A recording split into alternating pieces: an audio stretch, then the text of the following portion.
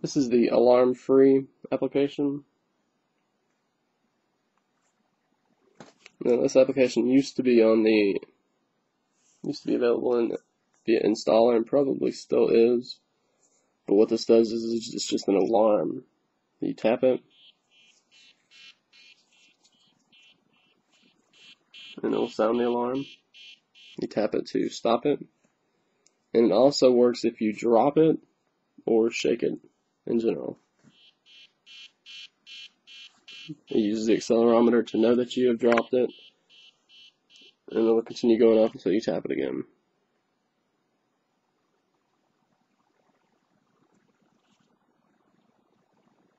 And it says, alarm is a self-defense emergency alarm application with a free fault detector.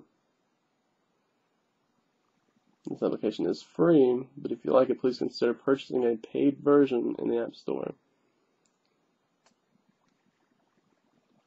Which I imagine the paid version does more than this version.